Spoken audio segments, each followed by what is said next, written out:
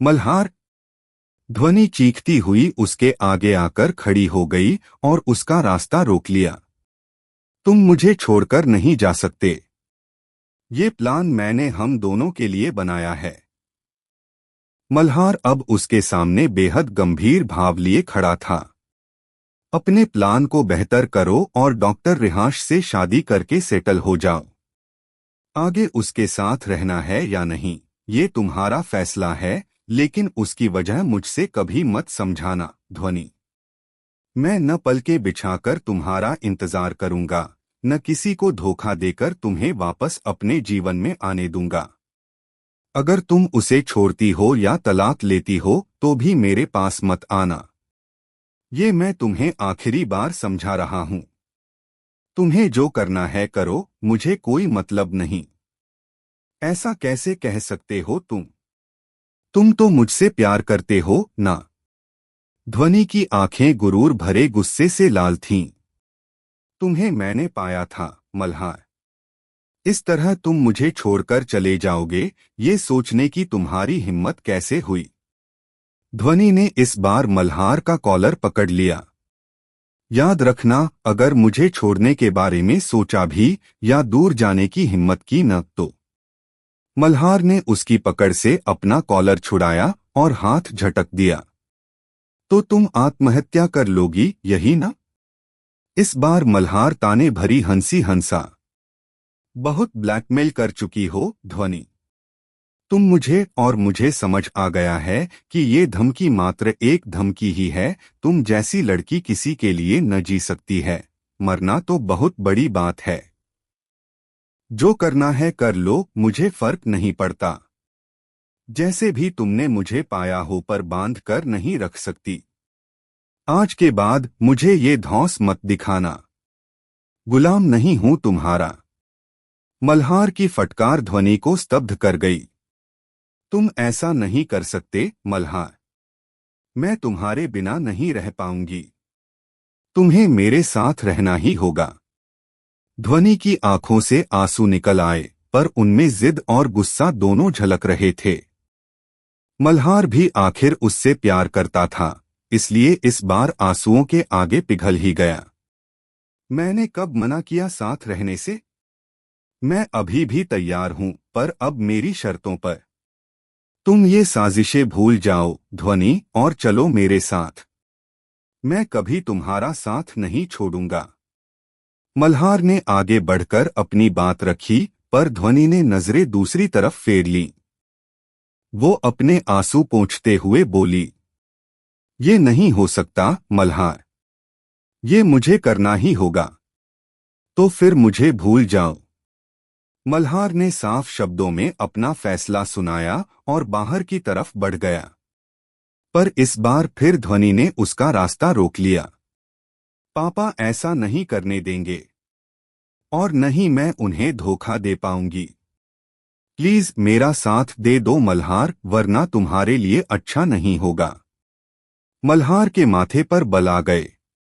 उसने उसे घूरते हुए कहा, ये क्या धमकी दे रही हो तुम मुझे? धमकी नहीं, सच्चाई जो तुम्हें नहीं पता। बहुत पछताओगे अगर मेरा साथ छोड़ा तो। ध्वनि ने उसे धमकाया, और इस बार मल्हार वहां रुका नहीं। वो ध्वनि के पास से निकल गया। उसके बाद क्या हुआ? वृष्टि ने मल्हार की तरफ देखते हुए पूछा। मीत अब मल्हार की गोद में आकर बैठ गया था। उसे नींद आने लगी थी, इसलिए वो उसके सीने से चिपक गया था। इसे नींद आ रही है, मल्हार ने घास से उठते हुए कहा। वृष्टि भी साथ उठ गई। मल्हार ने मीत को कंधे से लगाकर सुलाना शुरू किया और आगे का किस्सा बताने लगा। मेरे बुरे दिन तभी से शुरू हो गए थे। एक दिन एक केस के लिए अचानक मुझे बुलवाया गया। वहां जाकर पता चला कि अबॉर्शन का केस था। लड़की कम उम्र की थी और इस दौरान उसकी मौत हो गई। जब मैं ओटी में पहुंचा, तब तक उसका अबॉर्शन करने वाली डॉक्टर साक्षी ओटी छोड़कर जा चुकी थी। मुझे पूरी सिचुएशन समझ नहीं आई थी कि हुआ क्या और मैं अकेला उस लड़की को बचाने की कोशिश में लग गया। कुछ ही पलों में वो लड़की मर गई और सारा इल्जाम मुझ पर लगा दिया गया। पर बात यहीं खत्म नहीं हुई, बहुत कुछ और था जिसका मुझे जरा भी अंदाजा नहीं था। उस लड़की की सिर्फ मौत का नहीं, बल्कि उसके रेप और उसके जबरदस्ती अबॉर्शन करने तक का इल्जाम भी मुझ पर लगाया गया। उसके घर वालों ने मेरे खिलाफ केस कर दिया और मुझे पकड़कर जेल में डाल दिया गया। मैं समझ ही नहीं पाया कि ये सब हुआ क्या और कैसे। मैं चिल्लाता रहा कि मैंने कुछ नहीं किया, पर अचानक से सारे सबूत मेरे खिलाफ पेश कर दिए गए। बाद में सिर्फ यही नहीं, बल्कि कई और गैरकानूनी काम जो हॉस्पिटल में होते थे, जिनकी मुझे जानकारी तक नहीं थी, वो भी मेरे नाम पर निकले। कई सारे गलत दस्तावेजों पर मेरे साइन निकले। कैसे, ये सब बाद में पता चला। यहां तक कि हॉस्पिटल के दोनों मालिकों ने भी मेरे खिलाफ FIR लिखवाई, जिनमें से एक खुद ध्वनि के फादर थे।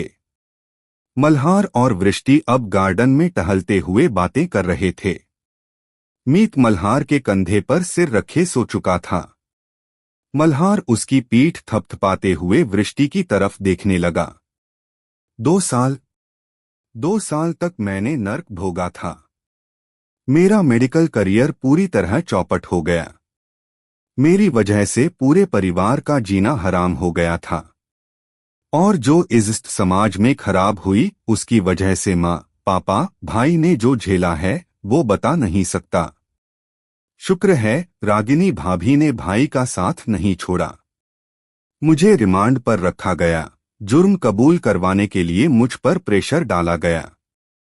भाई ने एड़ी चोटी का जोर लगा लिया और बड़ी मुश्किल से मुझे जमानत मिली। पर केस तो लग ही चुके थे। मेरे फर्जी साइन किए गए थे जो मेरे खिलाफ गवाही दे रहे थे। उस वक्त लक्ष्मी अम्मा और सिस्टर पॉल ने मेरा साथ दिया। वो दोनों पुरानी एम्प्लॉई थीं और सब जानती थीं। उन्हें हर उस अपराध की जड़ का पता था जो मुझ पर थोपे गए थे। जब पहली बार मुझे पकड़ा गया, तभी उन्होंने चुपचाप अपना काम शुरू कर दिया था। शायद मेरे कुछ पिछले जन्म के अच्छे कर्म रहे होंगे कि वो दोनों मेरे लिए आगे आईं। काफी वक्त लगा, पर भैया ने भी अपनी तरफ से कोशिशें की। और सबसे पहले मुझे उस लड़की के रेप और अबॉर्शन केस से छुटकारा मिला, क्योंकि उस लड़की का फीटस उन्होंने उसी वक्त खुद ही हॉस्पिटल की मोर्चरी के फ्रीजर में छिपा दिया था जैसे ही मेरी गिरफ्तारी हुई। शायद उसी वक्त से और भी बहुत से सबूत उन्होंने इकट्ठे किए, हॉस्पिटल से जितनी भी साजिशें चल रही थी पूरे सबूत के साथ। पर इस सब में उनको काफी वक्त लगा।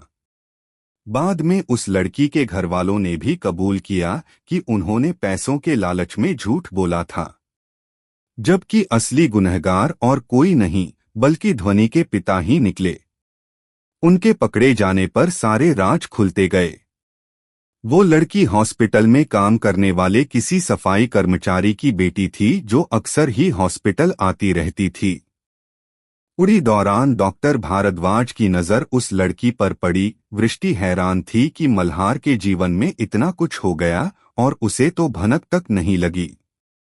तो क्या ध्वनि के फादर ने उस लड़की के साथ? नहीं, ये कोई रेप केस नहीं था।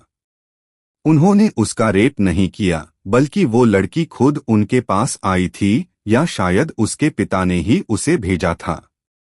मुझे जो कुछ आखिर में पता चला वो सब सदमे में डाल देने वाला था। क्या हुआ था? वृष्टि ने पूछा। उस हॉस्पिटल में शुरू से ही बहुत से गैरकानूनी काम होते आए हैं, जिनकी जानकारी हर किसी को नहीं थी, जिनमें से एक मैं भी था। हॉस्पिटल के दोनों मालिकों के अलावा कुछ ही डॉक्टरों को ये सब पता था और वो इसमें शामिल भी थे। कुछ स्टाफ भी इसमें शामिल था, जिनमें उस लड़की के पिता भी थे। पैसों के लालच में उन्होंने अपनी बेटी को भी नहीं छोड़ा। वो खुद ही उसे उनके पास भेजते थे, और जब वो प्रेग्नेंट हो गई तो पहले उसने किसी को बताया नहीं, क्योंकि उसके पिता ने बताने से मना कर दिया। उनका प्लान डॉक्टर भारद्वाज को ब्लैकमेल करके अच्छी खासी रकम वसूलने का था। पर ये बात डॉक्टर भारद्वाज को पता चली तो उन्होंने फोर्सली उस लड़की का जल्दीबाजी में अबॉर्शन करवा दिया, जो वो झेल नहीं पाई क्योंकि 4 मंथ से ज्यादा हो चुके थे और उस लड़की की डेथ हो गई। उस मुसीबत में उनका दिमाग चला और मुझे बुलाकर फंसा दिया। आपको क्यों फंसाया उन लोगों ने? वृष्टि ने फिर पूछा। ध्वनि की वजह से। वो अपने फैसले पर अड़ी हुई थी। जबकि उसके पिता और मेरी सोच एक जैसी थी, वो भी चाहते थे कि वो डॉक्टर रिहांश के साथ रहे और हॉस्पिटल संभाले। इस तरह पूरा हॉस्पिटल उन्हीं के नियंत्रण में रहता और हर काम बिना किसी को पता चले आसानी से चलता रहता। लेकिन ध्वनि जिद पर अड़ गई थी। उसे रोकने के लिए उसके पिता मेरे खिलाफ हो गए और मौका मिलते ही मुझे फंसा दिया। और ध्वनि ने उनका साथ दिया, ये सोचकर कि 2 साल बाद वो मुझे बेगुनाह साबित करवा लेगी। उसके लिए ये फायदे का सौदा था। मेरा करियर खत्म हो जाता पर वो मुझे किसी और मैनेजमेंट रोल में रख लेती। उसे लगा था मैं मजबूर होकर वही करूंगा जो वो कहेगी, इसलिए उसने मेरे खिलाफ गवाही दे दी। पर उसे नहीं पता था कि सारा खेल उस पर ही उल्टा पड़ जाएगा। भाई और मैंने मिलकर पूरी कोशिश की हर सबूत ढूंढने की। लक्ष्मी अम्मा और सिस्टर पॉल की मदद हमारे बहुत काम आई। आखिर में उनके बयान जो उन्होंने हॉस्पिटल छोड़ने के बाद दिए, सबके लिए बहुत बड़ा झटका थे। हॉस्पिटल में हो रहे हर गलत काम के खिलाफ उनके पास ठोस सबूत थे, यहाँ तक कि ध्वनि के पापा और डॉक्टर रिहांश के खिलाफ भी। मल्हार बोलते बोलते अपने दिल का बोझ उतार रहा था। उसने गहरी सांस ली और वृष्टि की तरफ देखा। सब कुछ खत्म हो गया। अब न वो हॉस्पिटल बचा, न वहां के निर्दोष लोग। वो सब दुनिया की नजरों में गुनहगार बन गए, सिर्फ इसलिए कि वो वहां काम करते थे, बिल्कुल मेरी तरह। अदालत ने तो रिहा कर दिया, पर समाज ने नहीं। बाहर निकलो तो ताने मिलते, मजाक उड़ती नजरें और घर के अंदर मां का दर्द। सबने मिलकर तोड़ दिया था मुझे। निर्दोष होते हुए भी घर बैठा था। घर से ही प्रैक्टिस शुरू करने की कोशिश की, पर मैं सर्जन हूं, अपने लिए हॉस्पिटल तो खड़ा नहीं कर सकता था। यहां कैसे आए आप? वृष्टि ने पूछा। वहां के हालात से परेशान होकर कुछ दिन सुकून से रहने यहां आया था। अकेलेपन में यहां इतना अच्छा लगा कि यही बसने का मन बना लिया। पहले तो घर वाले राजी नहीं थे, पर बाद में हालात देखकर सब मान गए। बस मां को छोड़कर। वो अब भी मुझसे नाराज हैं। मल्हार मुस्कुराया और इस बार वृष्टि ने भी मुस्कुरा दिया। तुम दोनों तो बाहर ही रह गए। मैं अंदर कब से इंतजार कर रही थी तुम्हारा। शिकायती लहजे में बोलती हुई प्रेरणा जी बाहर आईं। चलो अंदर, खाना तैयार है। दोनों उठे तो उनका ध्यान मल्हार के कंधे पर सिर रखे सोए हुए मीत पर गया। अरे ये तो सो गया। हम थक गया था शायद आज, इसलिए जल्दी सो गया। मल्हार ने मीत को कंधे से अपनी गोद में लेटा लिया। वैसे सॉरी, वृष्टि के साथ बातें करने बैठा तो ध्यान नहीं रहा। प्रेरणा जी उसे देखकर मुस्कुरा दी। कोई बात नहीं, कभी कभी बातें कर लेना अच्छा रहता है। सुना है मैंने तुम्हारे बारे में ज्यादा बातूनी नहीं हो तुम। अब इतनी देर से बातें कर रहे थे तो जरूर कोई इम्पोर्टेंट बात ही होगी। मल्हार मुस्कुराकर रह गया। तभी वृष्टि उसके सामने आ गई। इसे मैं सुला दूं जाकर, उसने रिक्वेस्ट करते हुए मल्हार वजे आगे हाथ फैला दिया। ओके, पर ध्यान से लिटाना, ये नींद में पकड़ लेता है तो कुछ देर इसके पास लेटना पड़ता है।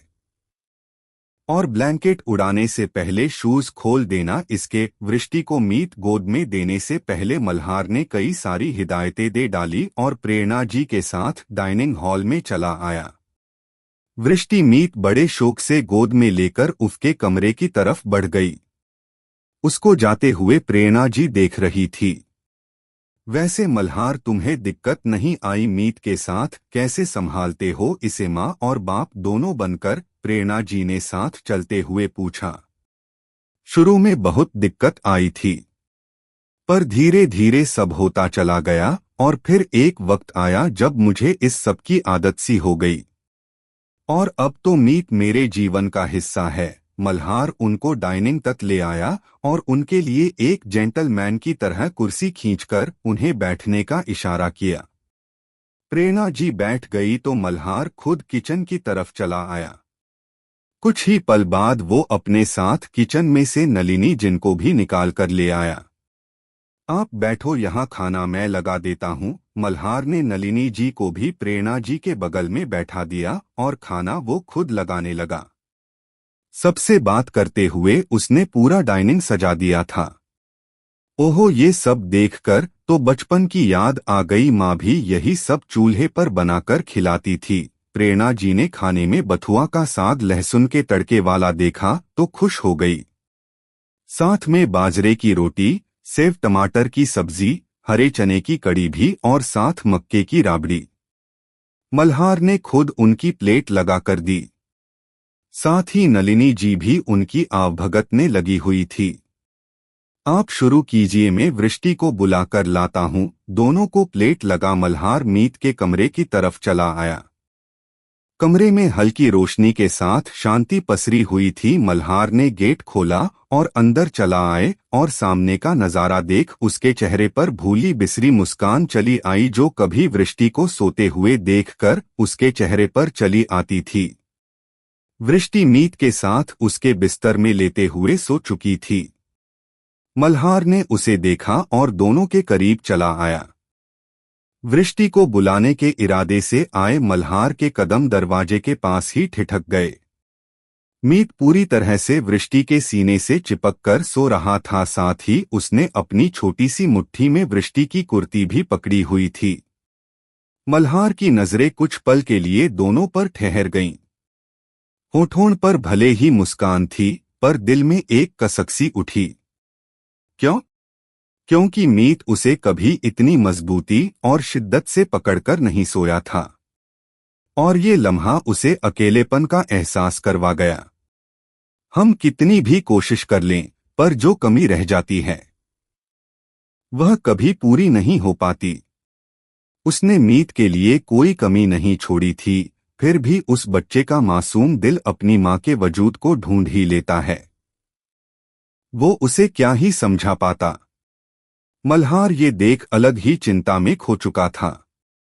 किसी के बच्चे को प्यार करना और उसे अपनाना दो अलग अलग बातें हैं।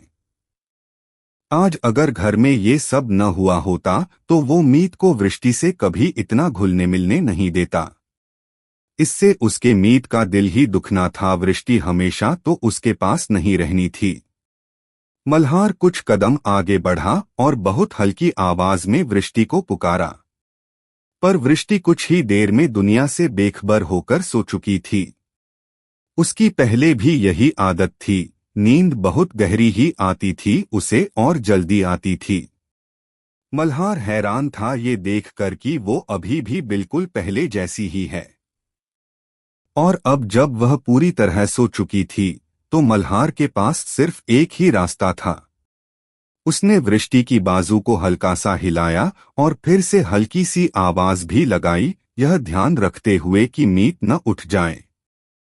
वृष्टि दूसरी मगर धीमी पुकार पर वह हड़बड़ाकर उठी।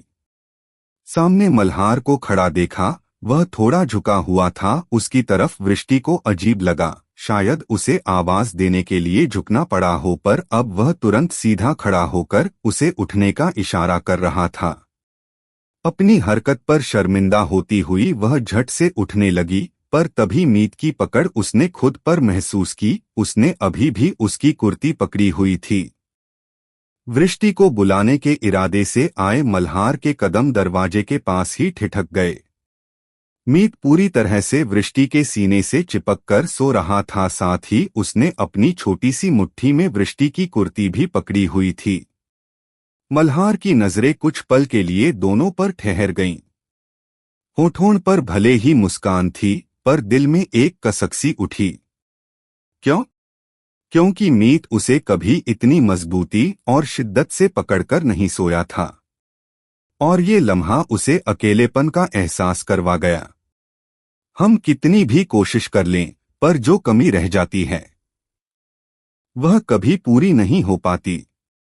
उसने मीत के लिए कोई कमी नहीं छोड़ी थी, फिर भी उस बच्चे का मासूम दिल अपनी माँ के वजूद को ढूंढ ही लेता है। वो उसे क्या ही समझा पाता। मल्हार ये देख अलग ही चिंता में खो चुका था। किसी के बच्चे को प्यार करना और उसे अपनाना दो अलग अलग बातें हैं। आज अगर घर में ये सब न हुआ होता तो वो मीत को वृष्टि से कभी इतना घुलने मिलने नहीं देता। इससे उसके मीत का दिल ही दुखना था। वृष्टि हमेशा तो उसके पास नहीं रहनी थी। मल्हार कुछ कदम आगे बढ़ा और बहुत हल्की आवाज में वृष्टि को पुकारा, पर वृष्टि कुछ ही देर में दुनिया से बेखबर होकर सो चुकी थी। उसकी पहले भी यही आदत थी, नींद बहुत गहरी ही आती थी उसे और जल्दी आती थी। मल्हार हैरान था ये देखकर कि वो अभी भी बिल्कुल पहले जैसी ही है। और अब जब वह पूरी तरह सो चुकी थी तो मल्हार के पास सिर्फ एक ही रास्ता था। उसने वृष्टि की बाजू को हल्का सा हिलाया और फिर से हल्की सी आवाज भी लगाई, यह ध्यान रखते हुए कि मीत न उठ जाए। वृष्टि दूसरी मगर धीमी पुकार पर वह हड़बड़ाकर उठी।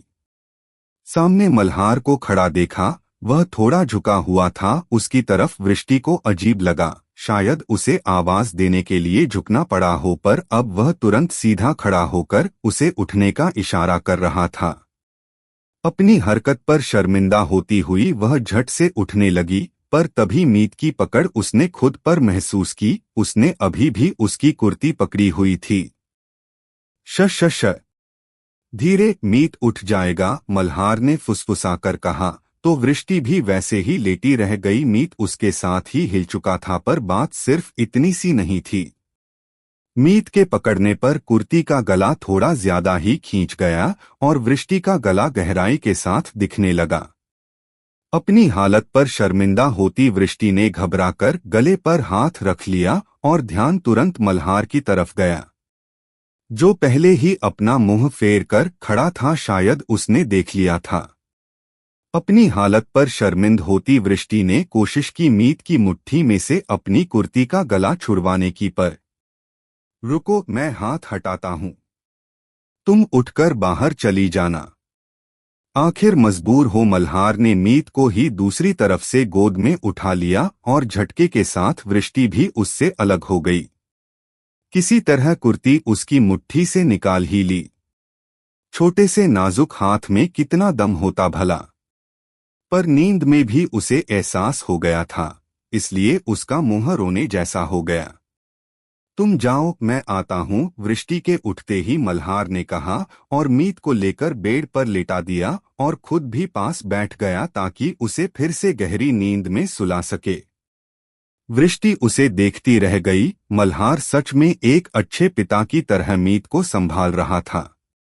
वृष्टि दोनों को साथ देख खोसी गई। उसने भी तो अनाथों वाला जीवन जिया है, वो भी इसी तरह किसी के सीने से चिपक कर सोना चाहती थी, लोरी सुनना चाहती थी, पर किस्मत ने उसके बचपन में ही कांटे भर दिए थे। आज उसे मीत बिल्कुल अपना सा लगा, पर उसे बहुत सुकून मिला ये देखकर कि मीत के पास उसके प्यारे बाबा है। बुआ जी ने और उनके परिवार ने वृष्टि को बहुत प्यार दिया, अपना माना, वो सब किया जो एक परिवार अपने बच्चों की खातिर करता है, उसके लिए भी किया, पर पिघले जीवन के कांटों का दर्द कभी न कभी दिल में उठ ही आता था। आंख भरने को आई थी वृष्टि की, पर खुद को संभालते हुए दोनों को साथ छोड़कर बाहर आ गई। हॉल में खाने की खुशबू फैली हुई थी।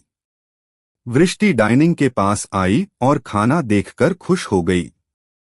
अरे वाह आंटी, कितने सालों बाद आपके हाथ का बना खाना खाऊंगी। सब मेरी पसंद का बना है। उसको देख नलिनी जी भी मुस्कुरा दी। मैंने बनवाया है, कुक को बताकर बनाया न है। एक ही बात है आंटी, वह चेयर खींचकर बैठ गई। उसी समय मल्हार भी मीत के कमरे से निकल आया और उसके बगल वाली खाली कुर्सी पर बैठ गया। वृष्टि की चहक और खुश चेहरे को देखकर सबके साथ मल्हार के चेहरे पर भी मुस्कान आ गई। आखिर वृष्टि की प्लेट भी उसी ने लगा दी।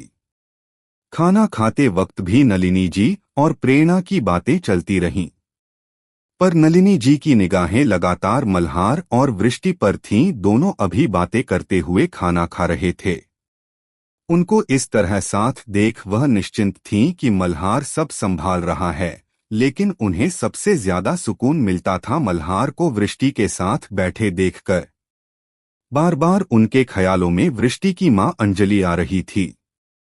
बस अब मल्हार मान जाए तो वो प्रेरणा जी से वृष्टि को मांग लेंगी, भले ही इसके लिए उनको झोली ही क्यों न फैलानी पड़े उनके आगे।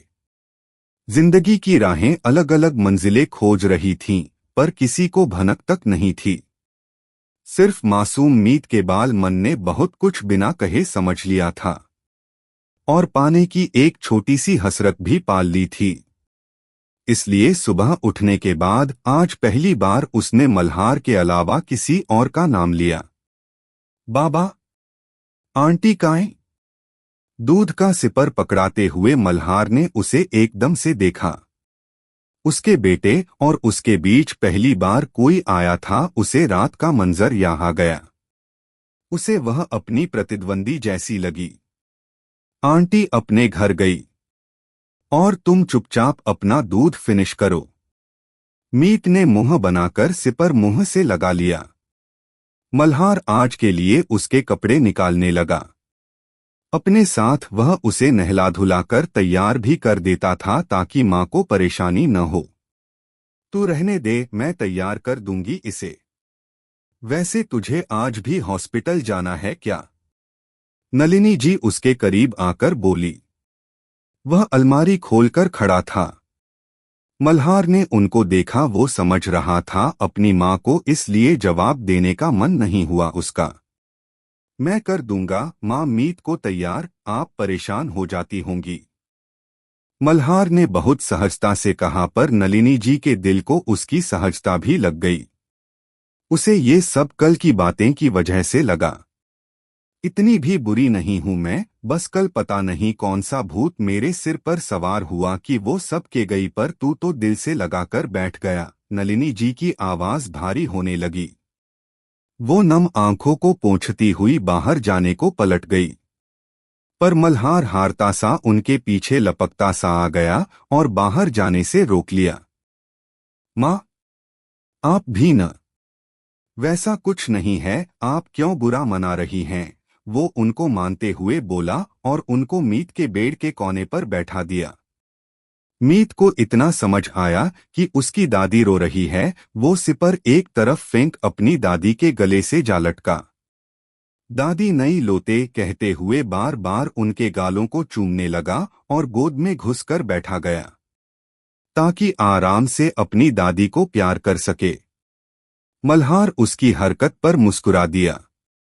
वहीं नलिनी जी ने उसे अपने से लगाकर बाहों ने भींच लिया। ये बच्चा हर किसी को उससे प्यार करने पर मजबूर कर ही देता था। माँ, आप भी न।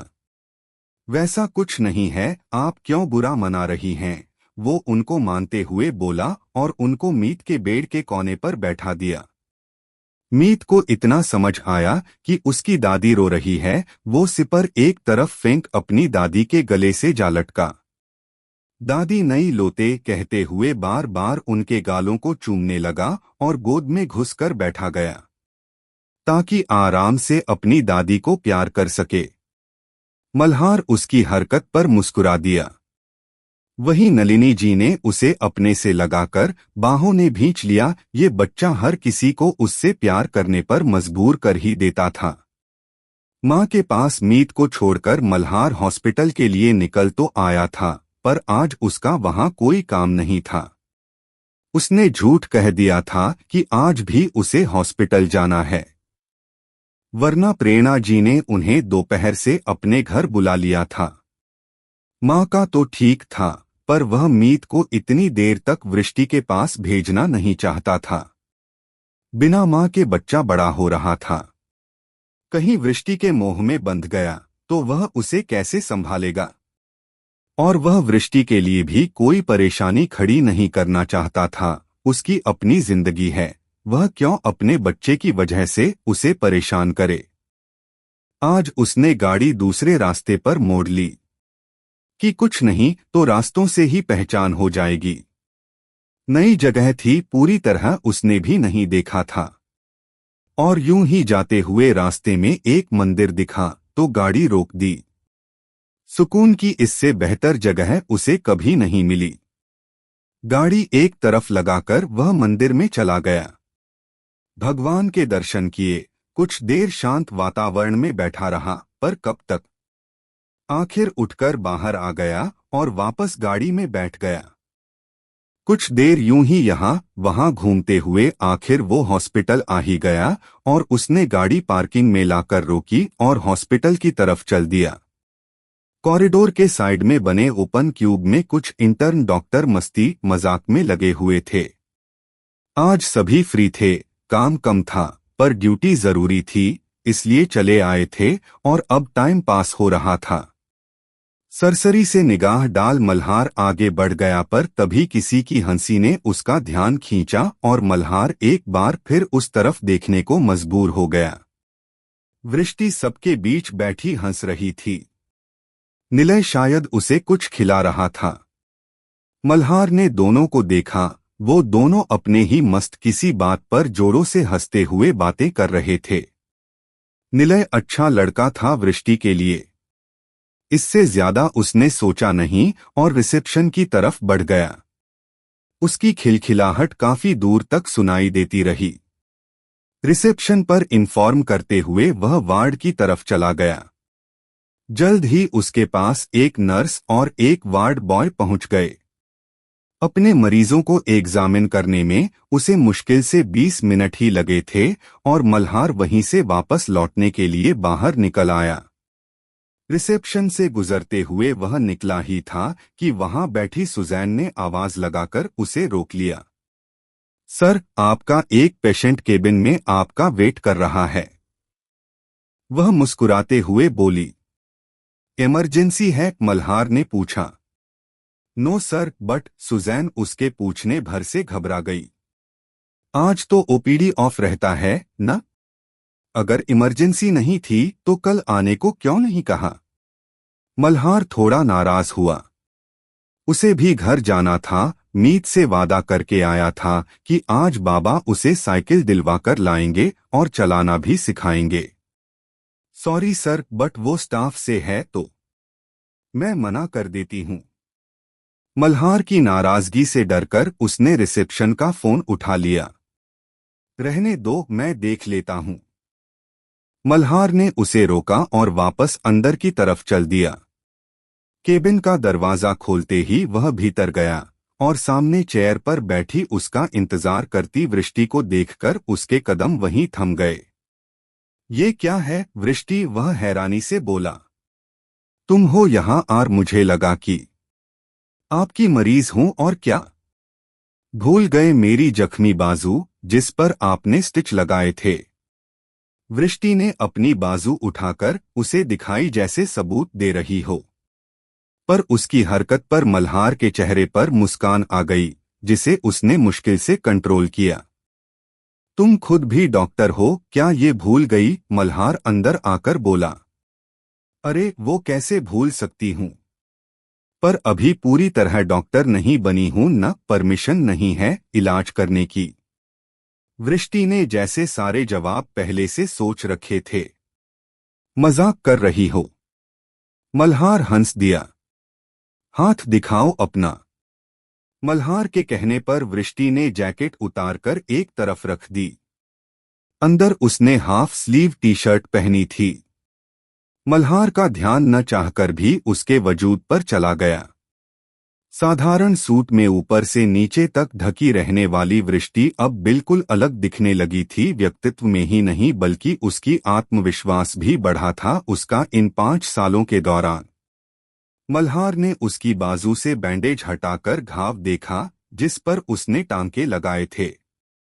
दीवार से टकराई थी, ये तो पता है, पर क्यों ये नहीं समझ आया। मल्हार टांके चेक करते हुए बोला। मीत को देखने के चक्कर में बैलेंस बिगड़ गया और बस दीवार से जा टकराई।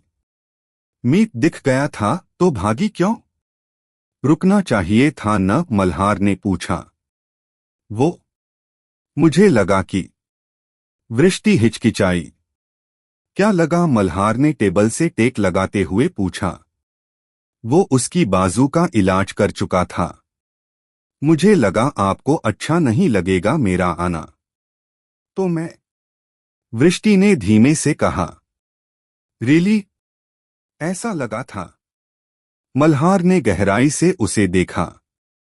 और बताओ आज कैसा लगा छुट्टी वाले दिन मेरा केबिन खुलवाकर और ड्रेसिंग जैसा काम एक सर्जन से करवाकर?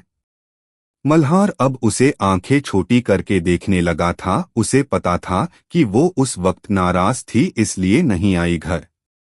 वृष्टि ने हंसी रोकने की कोशिश की, फिर सिर उठाकर बोली। आपने भी तो झूठ बोला था कि आज आपको काम है इसलिए सुबह नहीं शाम को घर आएंगे। पता है मैंने कितना कुछ सोच लिया था। मीत के लिए हमारा पूरे दिन का प्लान था मस्ती करने का। मल्हार की मुस्कुराहट फीकी पड़ गई। यही तो वो भी चाहता था। मुझे सच में काम था। क्या काम था? वो उसके आगे कमर पर हाथ रखे खड़ी हो गई। बताना जरा, सवाल करती वो हक जताती सी पूछ गई। मल्हार खामोश सा उसे देखता रह गया और उसकी निगाहों में हैरत देख वृष्टि को अपनी गलती का एहसास हुआ कि कुछ ज्यादा ही हो गया। फिर खुद ही झिझककर बोली, सॉरी। कोई बात नहीं। हैरत से निकल मल्हार भी नॉर्मल सा हुआ। वृष्टि ने कभी उसे इस तरह बात नहीं की थी। उसे बुरा नहीं लगा, बस हैरानी हुई थी उस पर। सुबह मैंने मीत से प्रॉमिस किया था कि आज उसे साइकिल दिलवाकर लाऊंगा, तो बस उसे मार्केट ले जाना था। मल्हार की बात सुनकर वृष्टि चौंक गई। नो? क्या? मल्हार भी चौंका। सॉरी, कितनी बार बोलोगी? मल्हार ने टोका तो वह शर्मिंदगी से चुप हो गई। वो, आज तो आप घर आ रहे थे न, तो मैं भी चल चलती मीत की साइकिल लेने। मल्हार उसे ध्यान से देख रहा था। सच में उसकी हरकतें उसे हैरान कर रही थीं। हाँ, और आपको तो यहाँ के मार्केट के बारे में भी पता नहीं होगा। मैं आपको बेस्ट शॉप पर ले चलूंगी, वृष्टि ने उत्साह से कहा।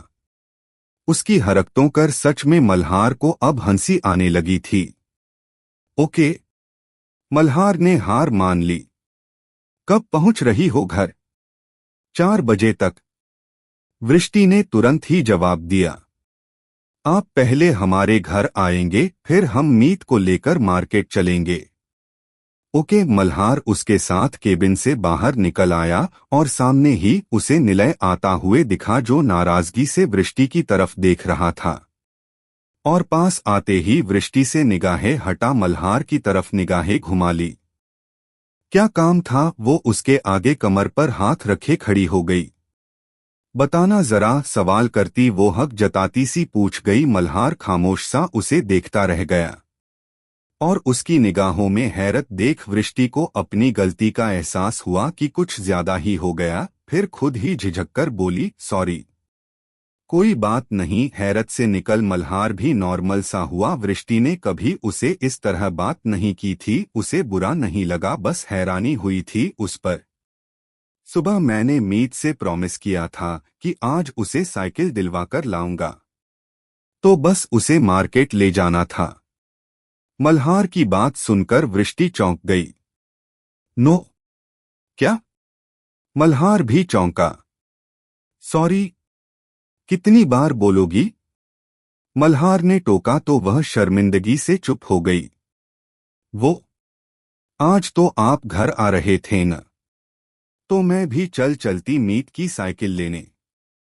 मल्हार उसे ध्यान से देख रहा था। सच में उसकी हरकतें उसे हैरान कर रही थीं। हाँ, और आपको तो यहाँ के मार्केट के बारे में भी पता नहीं होगा। मैं आपको बेस्ट शॉप पर ले चलूंगी, वृष्टि ने उत्साह से कहा। उसकी हरकतों कर सच में मल्हार को अब हंसी आने लगी थी। ओके, मल्हार ने हार मान ली। कब पहुंच रही हो घर? 4 बजे तक, वृष्टि ने तुरंत ही जवाब दिया। आप पहले हमारे घर आएंगे, फिर हम मीत को लेकर मार्केट चलेंगे। ओके, मल्हार उसके साथ केबिन से बाहर निकल आया और सामने ही उसे निलय आता हुए दिखा, जो नाराजगी से वृष्टि की तरफ देख रहा था।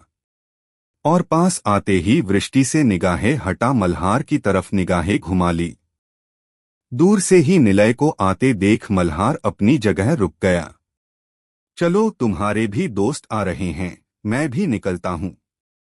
मल्हार ने दूसरी तरफ रुख मोड़ा ही था कि वृष्टि ने फिर टोका। आपसे फिर कह रही हूँ, आप मार्केट मत जाइएगा। आप पहले घर आएंगे। वृष्टि के दोबारा कहने पर मल्हार ने उसकी तरफ ठहरी हुई नजरों से देखा। मुझे लगा तुम बड़ी हो गई हो, पर चेहरा उसका गंभीर था, पर लहजा अभी भी मजाकिया ही था। ओके, इंतजार करना मेरा।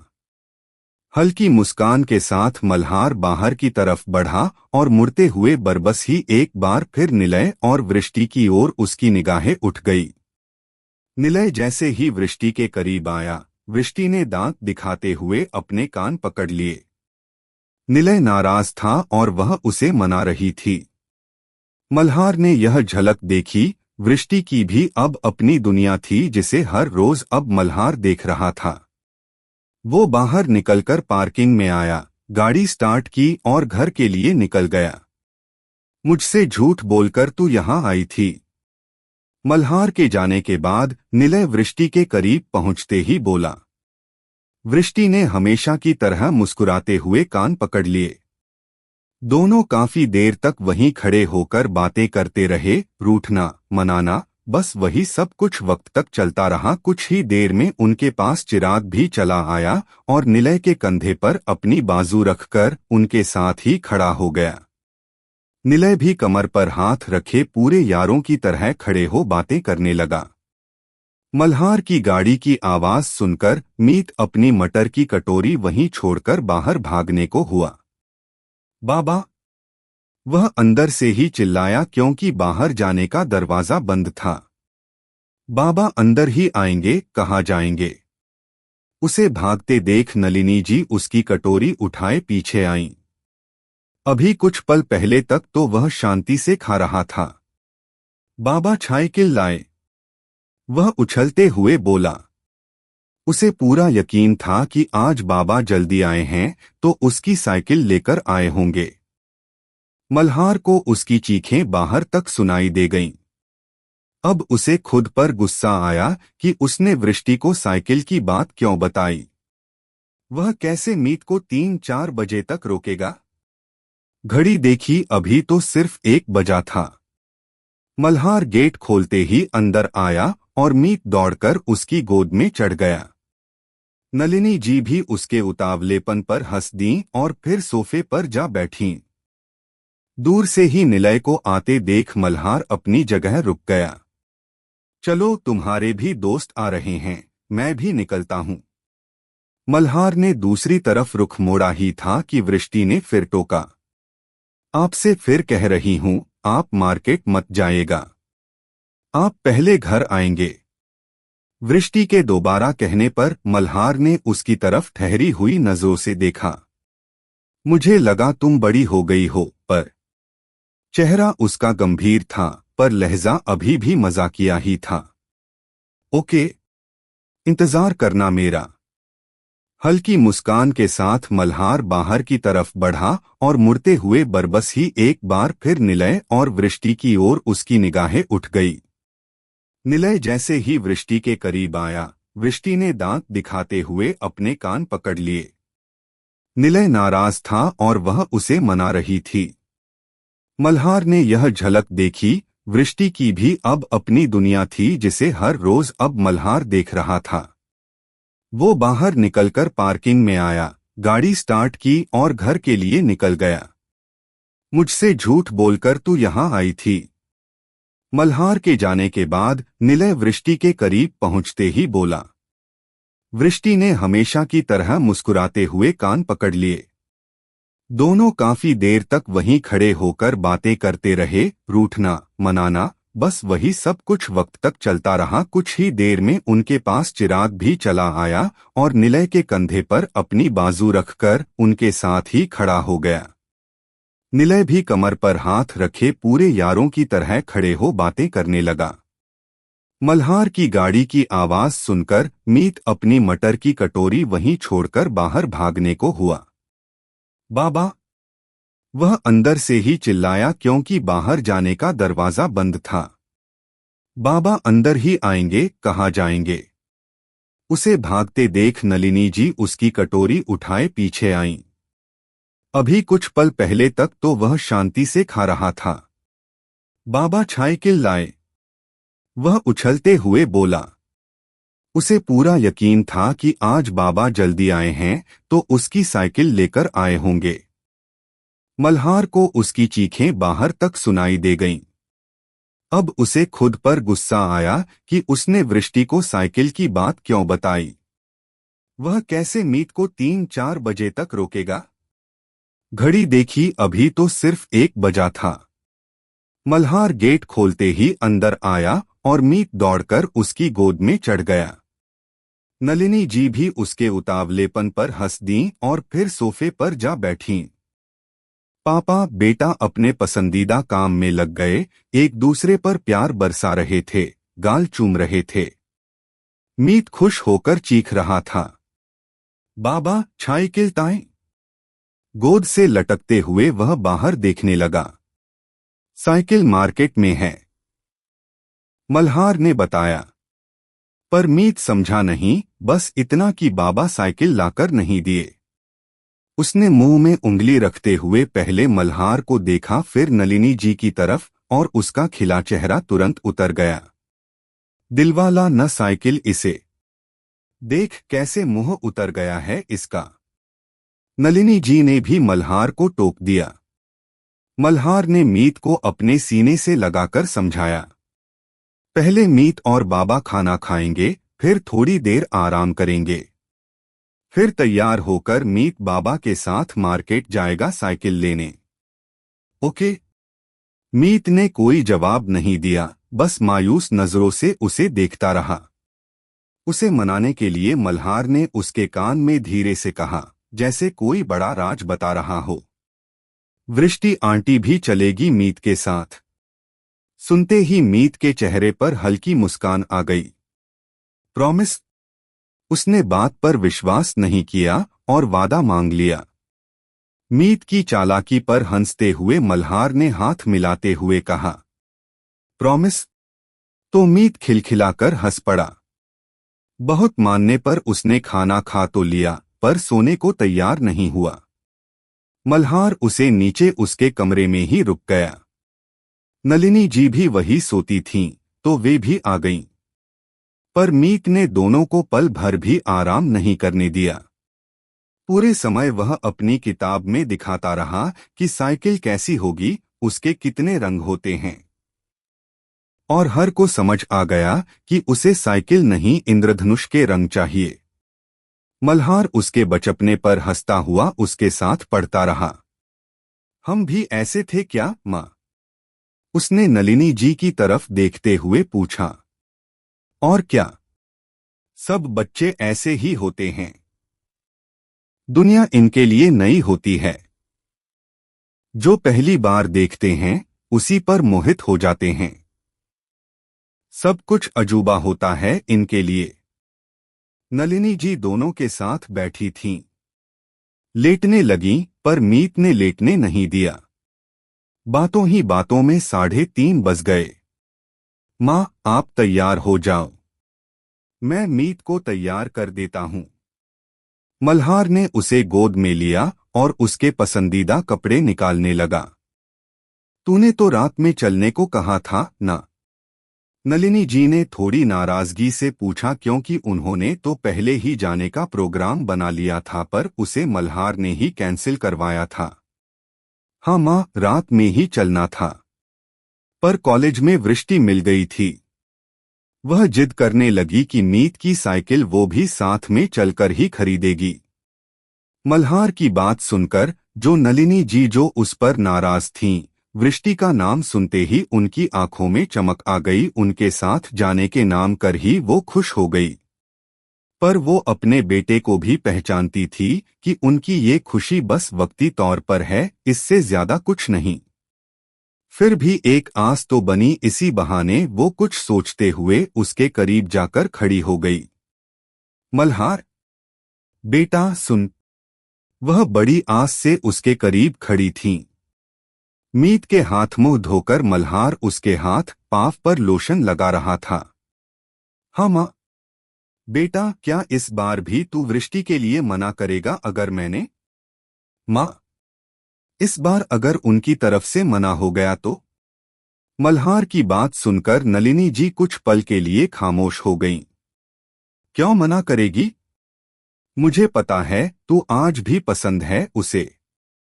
आज भी? यह सुनकर मल्हार चौंका। आज भी से क्या मतलब माँ? मैंने हमेशा उससे तेरी बात करती थी और वह सुनती भी थी बड़े शौक से। उसने हमेशा तेरा इंतजार किया है बेटा। वो तेरी आस रखती थी। मुझे पता है, पर पता नहीं उस वक्त कैसे वह मना कर गई।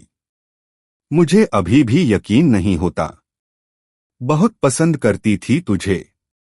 जब भी तेरी बात करती थी शर्मा कर चेहरा झुका लेती थी।